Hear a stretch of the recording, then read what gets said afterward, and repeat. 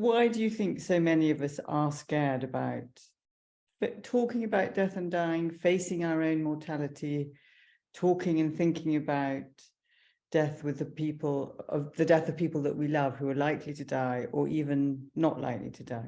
Why are we so frightened and reluctant? I think it's really interesting because we believe that we're all frightened and reluctant.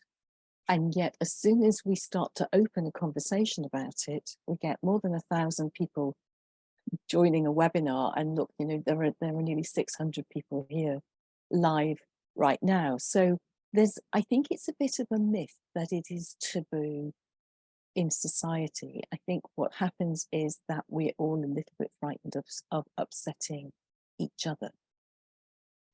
So it's a little bit hard to know whether it's all right to talk about it or not. And yet very often people are really relieved when the conversation starts. But once we're talking within the group of people who are precious to us, our family or our chosen family, our closest friends, I think then we're worried about sadness, our sadness and somebody else's sadness, particularly if we're dealing with a really serious illness at the time and we're talking about the real, possible, imminent reality of somebody dying, because it makes us sad.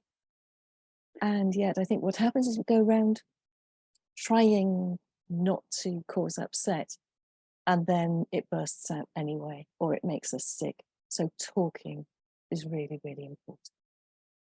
And I think that, I completely agree with everything you're saying. And I think some of the protection of each other about, like, I don't want to make you sad, there's many kind of inputs to that, isn't it? Because we can't make anyone sad, and they're probably sad already if this is a kind of live issue. So it is much better to kind of open the pathway of the bridge between each other to know what you're both feeling, rather than building a barrier between each other by kind of protecting each other. Like, being open and honest, in fact, gives you more capacity to deal with the sadness than this idea that I don't want to make someone sad.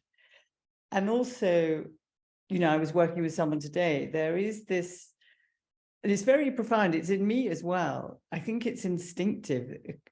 Kind of magical thinking is that if I really love my partner that is dying, that has, is going to die in the next few months or even next year, I will somehow hasten their death. And that if I really love them, I can prove that love by having hope, like doing everything I can to fight for life and have hope that they are going to live, because I'm somehow giving up on them or losing the battle if I talk to them about dying. I think that's absolutely right. And I think this thing about hope probably bears some thinking about, doesn't it? Because, of course, what we all hope for is a long and happy life. And what happens is And a healthy life. Yes, and what happens is the life that actually unravels itself in front of us, that the road that we actually walk, which often isn't a road that we've chosen. But towards the end of life, people worry that, it's giving up if I think about dying, or it's giving up for the person who's sick if I think about them dying. Whereas maybe what we could think about is what to hope for. If we can't hope for cure anymore, then what's important still to hope for? And dying people have many, many hopes, don't they, about the way their family and friends and loved ones will survive into the future, about what their quality of living will be like in the time that's left.